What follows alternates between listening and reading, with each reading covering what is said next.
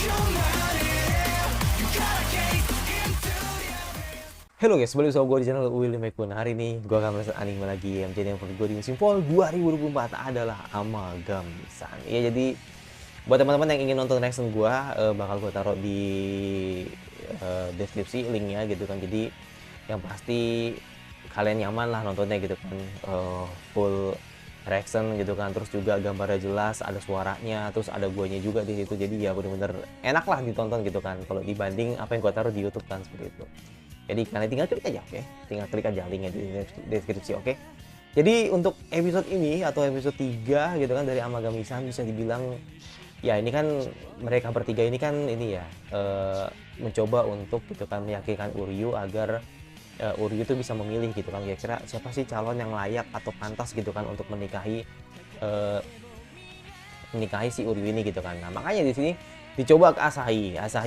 Bisa dibilang karakter yang emang sudah dewasa gitu kan, walaupun belum umurnya. Jadi makanya kita lihat ini benar-benar si Asahi ini punya ciri khasnya sendiri lah gitu kan, untuk punya karakteristiknya sendiri gitu kan. Yang dimana pasti orang suka dengan karakter seperti Asahi gitu kan. Nah, kalau si Yuna secara kan dia kan anak tengah gitu kan, jadi kayak ya dia karakter yang emang jutek, tapi dia bisa memberikan rasa memberikan sebuah momen apa ya, kayak semacam lucunya lah gitu kan, atau bisa dibilang sisi lucunya gitu kan ketika dia suka dengan seseorang gitu kan, jadi kayak langsung diri gitulah gitu kan. Jadi makanya itu salah satu ciri khasnya juga gitu kan dari Yuna. Nah, kalau Yae itu kan emang dia yang paling tertua gitu kan, jadi dia tuh udah benar kalem banget ya. Jadi bisa dibilang dari antara 3 karakter ini yang paling nggak sulit atau bisa sulit tertebak gitu ya si Yae. Itu benar-benar kayak lu tuh orangnya nih kayak gimana sih gitu kan, sampai akhirnya gua harus gali lu gitu kan. Apalagi kan emang dia suka banget melukis gitu kan, jadi ya semua ekspresinya itu disalurkan atau ditumpahkan semua tuh di karyanya gitu kan. Jadi ya eh, kita sebagai yang lihat atau yang sebagai eh, saksiin gitu kan, bagaimana sosok Yai ini gitu kan sebagai orang paling tertua gitu kan, atau bilang ya saudari-saudari paling tertua gitu kan di Amagami-san. Ini bisa dibilang emang sulit ditebak gitu kan, terlepas dari terlepas dari dianya sendiri, apakah tertarik dengan percintaan ini apa enggak, kayak gitu kan. Itu jadi makanya nih, kalau buat pribadi sih emang ini masih belum kelihatan ya, jadi Uryu bakal condong ke siapa gitu kan. Tapi biasanya sih yang udah-udah sih ya, yang udah-udah tuh endingnya kalau nggak sama anak tertua, kalau nggak anak paling muda gitu kan.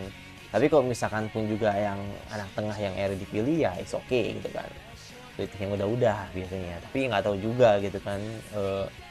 Mungkin prediksi gue bisa meleset, tapi kalau yang udah-udah sih emang masih biasanya tertua duluan yang diduluin lah gitu kan, sampai akhirnya nanti ketika yang si anak tua ini nggak mau, biasanya yang tengah, nanti ke tengah kamu baru yang paling muda, kayak gitu. Jadi nanti mungkin berurutannya seperti itu kali ya.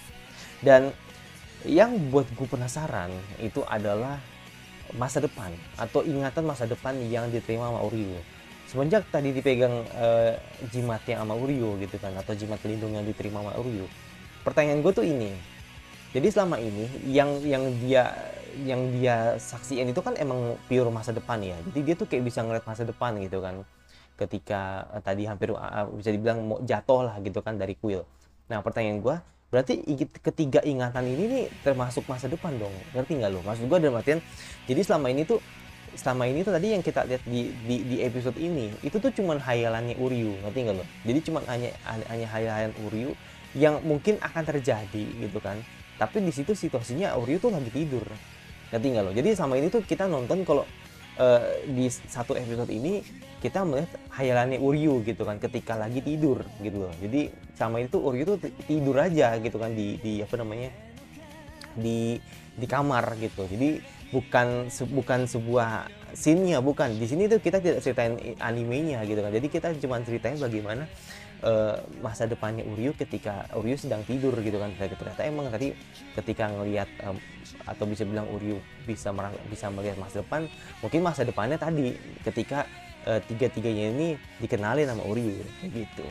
Atau mungkin itu terjadi setelah Uryu akhirnya tadi jatuh dari kuil, ngerti nggak lo? Jadi kayak sebenarnya Uryu tuh memang sudah jatuh, pure jatuh gitu kan. Jadi makanya di situ akhirnya Uryu tadi selamatin gitu kan sama Yae, terus akhirnya dibuatlah gitu kan tadi Uryu dengan keadaan tidur seperti ini gitu kan. Tapi kalau kayak gitu gua rasa tidak make sense. Harusnya Uryu itu sudah jatuh. Uryu sudah jatuh gitu kan, dan akhirnya Uryu tidur di kasur, harusnya begitu kan, kalau logikanya lah begitu.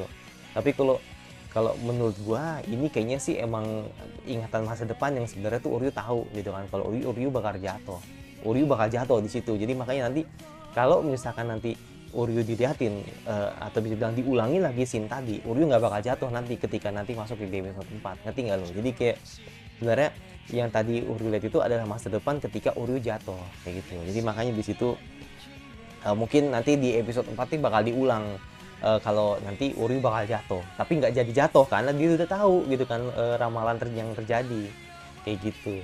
Jadi makanya nih gue pengen tahu nih apakah itu benar apa enggak gitu kan, secara teoritisnya seperti itu atau enggak. Tapi kalau memang itu seperti itu, berarti ini kayak ini dong, kayak apa namanya, kayak sama Martin Render dong, berarti time looping dong, berarti ada time looping di sini dong, berarti ada supernatural dong. Berarti kayak kita tahu nih kalau Uryu ini dapat kekuatan gitu kan, tahu-tahu dapat kekuatan lah gitu kan, yang nantinya si Uryu ini tahu gitu kan apa yang terjadi di masa depan. Makanya kan tadi ketika Uryu jatuh, harusnya Uryu tahu kalau misalkan nanti Uryu bakal jatuh gitu. Makanya gue pengen tahu nih, gue pengen mastiin nih kalau misalnya memang bener, berarti ada time loopingnya di sini kayak gitu. Jadi memang benar-benar ada kekuatan supernatural nih yang diterima masih Uryu gitu kan. Gak tahu kekuatannya dari mana gitu kan, apa kekuatan dari Dewi, kekuatan dari dewanya di kuil ini, atau mungkin kekuatan dari mana gue nggak tahu lah pokoknya. Tapi kalau misalkan emang dari kekuatan dari dewanya, it make sense gitu kan, karena kan emang dia kan tinggal di kuil kan sekarang kan, jadi kayak dia kayak bisa membantu dia membaca pikiran di masa depan gitu kan, untuk apa yang bakal terjadi itu dia bakal tahu. Makanya kan ketika tadi dia tidur di meja gitu kan, harusnya kita tuh sudah tahu gitu kan kalau misalkan emang Uryu ini dia ini emang lihat masa depannya gitu kan, ketika tahu kalau dia bakal jatuh kayak gitu. Bukan karena dia habis jatuh terus diselamatin sama si Yae gitu kan, nggak mungkin. Kalau dia emang diselamatin sama Yae, harusnya dia di rumah sakit sekarang, harusnya dia udah jatuh. Gue pastiin dia harusnya udah meninggal gitu kan, karena kan jatuhnya jauh men, dari tangga jauh lah gitu kan. Lumayan loh itu, ada bisa 30 anak tangga atau 20 anak tangga gitu kan. Makanya harusnya dia mati sekarang gitu kan. Tapi ya nggak tahu nanti yang benar seperti apa gitu kan, apakah benar tadi gue bilang atau mungkin sebaliknya gitu. Yaudah, itu dari gue bener-bener episode yang nggak disangka ternyata ada sedikit bumbu supernaturalnya gitu kan. Ya menarik sih untuk ditunggu ke depannya seperti apa. Jangan lupa subscribe sebentar, kira-kira anime follow up lagi yang kalian ingin notice untuk kubah. Jadi kalau misalkan kalian ingin nonton, langsung aja link di deskripsi, oke? Jangan lupa gue suka, kalau nggak suka tinggal di like saja, dan jangan lupa nyalain notifikasi agar lu tidak dari gue dan saya pun lagi di sana gue sampai jumpa.